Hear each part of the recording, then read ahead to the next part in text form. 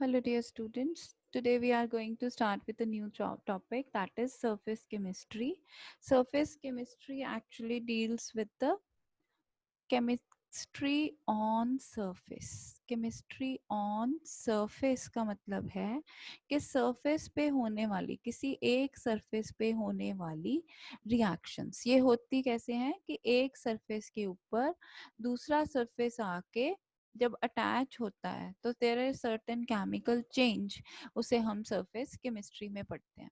तो इन रिएक्शंस को कौन कौन से फैक्टर्स अफेक्ट करते हैं, किस तरह से ये रिएक्शंस होती हैं और क्या इनके एप्लीकेशन है हमारी डे टू डे लाइफ में, ये सब कुछ हम पढ़ते हैं सरफेस केमिस्ट्री चैप्टर में. अगर हम अपनी डेली लाइफ की बात करें तो we have very good examples. Like आपको पता होगा कि जो शुगर आती है हमारे पास, वाइट क्रिस्टलाइन शुगर आती है मार्केट के पास, लेकिन आप मार्केट से, लेकिन आपको पता है कि जब ये शुगर हमारे पास बनती है तो this is having some coloured impurities. ठीक है, तो ये जो कलर्ड इम्प्योरिटीज हैं, मतलब ब्राउनिश सी कलर की होती है, तो वो कलर्ड इम्प्योरिटीज उनकी कैसे दूर की जाती हैं? By boiling it with charcoal. तो चारकोल क्या करता है, जो इम्प्योरिटीज होती हैं उनको अपने सरफेस के ऊपर एब्जॉर्ब कर लेता है और pure sugar, white crystalline sugar जो है वो सेपरेट हो जाती है. तो वहां पर भी एब्जॉर्प्शन का ही फिनोमेना, ये सरफेस केमिस्ट्री का फिनोमेना काम में आता है. Similarly, one more example that you can do even at your home. आप एक चौक लो, चौक को इंक में डिप करो. आप देखोगे कि जब आप चौक को इंक में से डिप करके बाहर निकालते हो, अगर आप चौक को दो हिस्सों में काटोगे तो यू विल फाइंड कि जो उसका बाहर बाहर वाला हिस्सा है ना, उसमें तो इंक है, लेकिन जो अंदर का हिस्सा है that is as such white. क्यों? क्योंकि इंक जो है वो सिर्फ सरफेस के ऊपर ही है, पूरा अंदर तक नहीं गई है. तो अगर कोई जो मटेरियल है, कोई सब्सटेंस है, सिर्फ सरफेस के ऊपर ही रह जाता है, तो वो सरफेस फिनोमेना हो गया. ठीक है, so these are very good examples from our day to day life. जो सरफेस के ऊपर फिनोमेना हमने कहा, ये कि एक सरफेस के ऊपर दूसरा जो सब्सटेंस है आके एड्सॉर्ब हो जाता है, this phenomena is known as adsorption. Adsorption क्या है actually? Adsorption is accumulation of a species of higher concentration on the surface of the substance. सिर्फ सरफेस के ऊपर. और ये accumulate होता कैसे है? क्योंकि जो एक का सरफेस है, लेट अस से ये, उसके ऊपर दूसरे के सरफेस ने अपना बॉन्ड बना लिया, तो इंटरमॉलिक्यूलर फोर्सेस इनके बीच में एग्जिस्ट करती हैं, so they have a bond and this phenomena is known as adsorption. ठीक है, लेकिन ये बात आपने ध्यान में रखनी है कि this is only a surface phenomena, ये सिर्फ सरफेस पे होगा. जैसे कि आपको याद होगा, हमने हाइड्रोजन इलेक्ट्रोड में पढ़ा था कि हम प्लैटिनम की वायर लेके फिर हाइड्रोजन गैस पास करते हैं. तो यहाँ जो प्लैटिनम गॉज होती है, उसका काम क्या होता है कि वो हाइड्रोजन को एब्सॉर्ब कर लेती है अपने सरफेस के ऊपर, क्योंकि अदरवाइज तो हाइड्रोजन गैस है, ये इवॉल्व ही हो जाएगी सिस्टम में से. इवॉल्व ना हो उसके लिए उसको प्लैटिनम के ऊपर एब्सॉर्ब करवा लिया जाता है. so that is also absorption phenomena. ठीक है, so this is how it works. Adsorption जो है वो सरफेस के ऊपर होती है, बल्क में नहीं होती. अगर आप एग्जांपल लो, लेट अस से हमारा रस्टिंग ऑफ आयरन की हम एग्जांपल लें. अब ये हमारा लेट अस से हमारी आयरन रॉड है. ठीक है, आयरन रॉड पे रस्ट लग गया है. ये जो आपको रेड नजर आ रहा है, ये रस्ट है, दिस इज रस्ट. ठीक, अगर आप इसको रगड़ के देखोगे तो रस्ट क्या है, उतर जाएगा और अंदर से आपको आयरन नजर आना शुरू हो जाएगा. तो इससे भी हमें पता चलता है कि रस्ट सिर्फ सरफेस पे लगा है. जो सरफेस है उसे हम कहते हैं एड्सॉर्बेंट, और जो सरफेस के ऊपर आके एड्सॉर्ब हुआ है उसे हम कहते हैं एड्सॉर्बेट. ठीक है, जैसे रस्ट ऑन आयरन के केस में रस्ट जो है वो हमारा एड्सॉर्बेट है, और जो आयरन है हमारा वो क्या हो गया, एड्सॉर्बेंट. आयरन हमारी एड्सॉर्बेंट हो गई.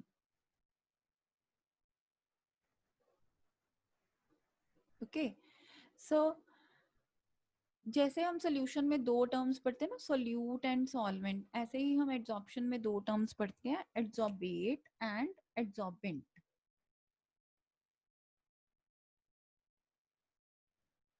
One more example you can see, ये सारा सरफेस है, सरफेस के ऊपर ये येलो वाले जो मॉलिक्यूल्स हैं ये एड्सॉर्ब हो रहे हैं, ठीक है। अब अगर यही येलो मॉलिक्यूल्स पूरा अंदर तक, ऊपर से नीचे, नीचे से ऊपर, बाहर से अंदर, सारा अंदर तक आ जाए, तो ये फिर एड्सॉर्प्शन नहीं रह जाएगी, ये फिर बल्क फिनोमेना हो गया। मतलब पूरे के पूरे मॉलिक्यूल के अंदर ही सारा मॉलिक्यूल चले गए, then this is called absorption। Absorption और एड्सॉर्प्शन में सिर्फ बी और डी का फर्क नहीं है, और भी बहुत फर्क है। एड्सॉर्प्शन जो है वो सिर्फ सरफेस पे होती है, ठीक है, लेकिन एब्जॉर्प्शन जो है ये बल्क में है। एब्जॉर्प्शन की एग्जांपल देखो, जैसे वाटर ऑन स्पॉन्ज, मान लो पानी है, पानी में आप स्पॉन्ज डाल दो, स्पॉन्ज इन वाटर, तो क्या होगा? स्पॉन्जी रसगुल्ला याद आ रहा है आपको? उसका जो सारा रस होता है मीठा मीठा, वो पूरे के पूरे रसगुल्ला के अंदर होता है, सो दैट इज एब्जॉर्प्शन, क्योंकि वो सिर्फ सरफेस के ऊपर नहीं है, अंदर तक है, तो दैट इज एब्जॉर्प्शन, ठीक है।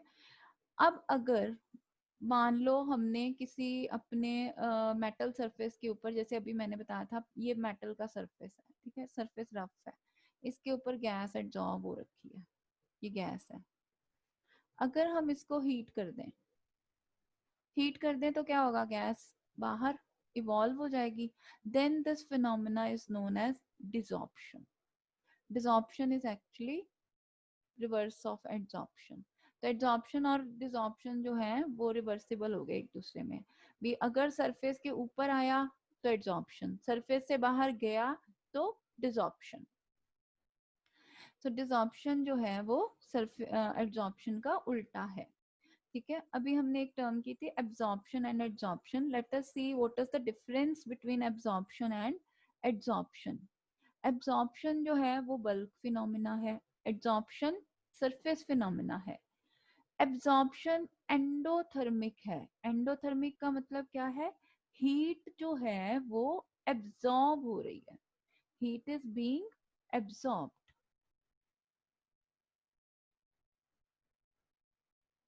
और जो एड्सॉर्प्शन है इसमें हीट इवॉल्व होती है, निकलती है बाहर। वाई एड्सॉर्प्शन में हीट निकलती क्यों है? Why it is an exothermic process, ये हम आगे पढ़ेंगे, ठीक है। देन वी हैव कि एब्जॉर्प्शन के ऊपर टेम्परेचर का कोई इफेक्ट नहीं पड़ता, पानी गर्म हो या ठंडा हो स्पॉन्ज ने पूरा ही एब्जॉर्ब कर लेना है, ठीक। लेकिन एड्सॉर्प्शन के ऊपर टेम्परेचर का असर पड़ता है। What, how does temperature effect adsorption, ये हमने आगे चैप्टर में पढ़ना है। एब्जॉर्प्शन की जो रेट ऑफ रिएक्शन है वो यूनिफॉर्म होती है। एड्सॉर्प्शन क्योंकि सरफेस के ऊपर डिपेंड करता है, तो शुरू में तो सरफेस पूरा खाली पड़ा है तो रेट ऑफ रिएक्शन फास्ट होगा, जैसे जैसे सरफेस कम होता जाएगा रेट ऑफ रिएक्शन भी इसका कम होता जाएगा। So this is how adsorption and absorption are different. Now comes the question that why adsorption is an exothermic phenomena. Adsorption exothermic क्यों है? Exothermic का मतलब क्या है? Heat is released. अगर आपको याद होगा तो हमने बहुत बार केमिस्ट्री में पढ़ा है हीट रिलीज कब होती है? हीट रिलीज तब होती है when system moves towards stability. और स्टेबिलिटी कब आती है? When there is some bond formation. तो आपको लगता है एड्सॉर्प्शन में कोई बॉन्ड बन रहा है? यस, एड्सॉर्प्शन में एड्सॉर्बेट जाके बाइंड हो जाता है एड्सॉर्बेंट के साथ। तो एड्सॉर्बेट और एड्सॉर्बेंट के बीच में जो इंटरमॉलिक्यूलर फोर्सेस एग्जिस्ट करती हैं वो इसको स्टेबिलिटी देती हैं। स्टेबिलिटी का मतलब है हीट रिलीज होगी, सो हमारा एड्सॉर्प्शन जो है वो एक एक्सोथर्मिक फिनोमेना है। डिपेंडिंग अपॉन कि फिजिकल एड्सॉर्प्शन हो रही है या केमिकल एड्सॉर्प्शन हो रही है, जो हीट रिलीज होती है दैट मे बी डिफरेंट। लेकिन दोनों ही केसेस में हीट तो रिलीज होनी ही है, इसीलिए हम कहते हैं कि एब्जॉर्प्शन जो है वो एक एक्सोथर्मिक फिनोमेना है। और एक्सोथर्मिक का मतलब क्या है, that delta H shall be negative. ठीक है, अब एड्सॉर्प्शन सिर्फ डेल्टा एच पे ही नहीं डिपेंड करेगी, हमें पता है कि कोई भी रिएक्शन स्पॉन्टेनियस है या नहीं है। स्पॉन्टेनियस का मतलब क्या है, when it starts it goes by itself. वो इस बात पे निर्भर करता है कि डेल्टा जी क्या है। अब डेल्टा जी क्या है, this is change in free energy, और change in free energy should be negative if we want the process to be spontaneous। और डेल्टा जी के लिए हमारे पास रिलेशन क्या है, delta G is equal to delta H minus T delta S, यानी कि ये दो फैक्टर्स पे डिपेंड करती है, डेल्टा एच पर और डेल्टा एस पर। अब डेल्टा एच तो हमारा नेगेटिव है क्योंकि हमने कह दिया that adsorption is an exothermic phenomena. तो इसका मतलब अब हमें डेल्टा एस भी देखना चाहिए कि इस रिएक्शन में डेल्टा एस क्या होगा। डेल्टा एस हमने क्या बताया, दिस इज डेल्टा एस होता क्या है, entropy change. Do you remember what is entropy, thermodynamics chapter में हमने पढ़ा था। एंट्रोपी होती है डिसऑर्डर और रेंडमनेस, डिसऑर्डर और रेंडमनेस। अब अगर कोई चीज खुली घूम रही है तो उसमें डिसऑर्डर ज्यादा होगा, पर जब वो बाइंड हो गई तो डिसऑर्डर कम हो गया। तो इसका मतलब क्या हुआ कि एड्सॉर्प्शन में हम कह रहे हैं कि एड्सॉर्बेट और एड्सॉर्बेंट आपस में बाइंड हो जाते हैं। तो एड्सॉर्प्शन के केस में क्या होगा, delta S will be negative, entropy बढ़ रही है, कम हो रही है, सॉरी, एंट्रोपी कम हो रही है क्योंकि एड्सॉर्बेट और एड्सॉर्बेंट आपस में बॉन्ड बना रहे हैं, डिसऑर्डर कम हो गया, डेल्टा एस नेगेटिव हो गया। होना क्या चाहिए था, डेल्टा एस पॉजिटिव, लेकिन हम यहाँ देखते हैं कि ये भी नेगेटिव है, डेल्टा एस भी नेगेटिव है, नेगेटिव नेगेटिव पॉजिटिव हो गया, तो डेल्टा एच की वैल्यू अगर हायर है तो overall delta G will be negative. So this is how we related with the spontaneity. लेकिन हम देख सकते हैं कि एड्सॉर्प्शन जो है वो धीरे धीरे एक स्टेज पे जाके सैचुरेशन को टच करेगी। क्यों, क्योंकि निचली सरफेस ज्यादा है, एक्सटेंट ऑफ एड्सॉर्प्शन बढ़ेगा। एक स्टेज आएगी जहां पे जाके अब जितनी मैक्सिमम एड्सॉर्प्शन होनी थी सरफेस के ऊपर हो गई, ठीक है, तो वहां पे जाके ये सैचुरेशन को टच कर रही है। इस स्टेज पे जाके डेल्टा जी जो है वो जीरो हो जाएगा क्योंकि एड्सॉर्प्शन जो है वो इक्विलिब्रियम पे आ गई, जो मैक्सिमम वो हो सकती थी अब हो गई है। जैसे कि हमने पहले ही बात की कि डिपेंडिंग अपॉन कि किस टाइप के बॉन्ड है आपस में एड्सॉर्बेट और एड्सॉर्बेंट का, एड्सॉर्प्शन की जो दो टाइप्स हैं, one is called physisorption and other is called chemisorption. Physisorption है या कैमिसॉर्प्शन है वो इस बात पे निर्भर करता है कि दोनों के बीच में इंटरमॉलिक्यूलर फोर्सेस कौन से हैं। अगर तो बीच में वंडरवॉल फोर्सेस हैं तो वो फिजियोसॉर्प्शन है, लेकिन अगर प्रॉपर केमिकल बॉन्ड बन गया है जो कि कोवलेंट भी हो सकता है और आयनिक भी हो सकता है, देन दिस इज कॉल्ड कैमिसॉर्प्शन।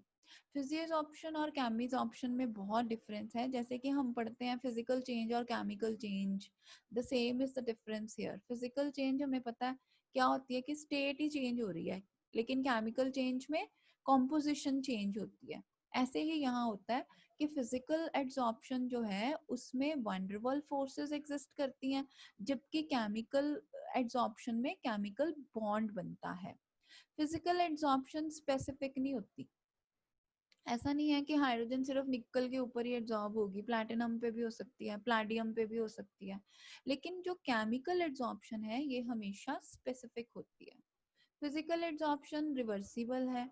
कैसे, अगर मान लो हम चारकोल एक्टिविटी टेस्ट करते हैं तो चारकोल के सरफेस के ऊपर बहुत सारे गैसेस एड्सॉर्ब्ड हैं, अगर आप इसको हीट करोगे, हीट करते ही क्या होगा, सारी की सारी गैसेस बाहर, ठीक है।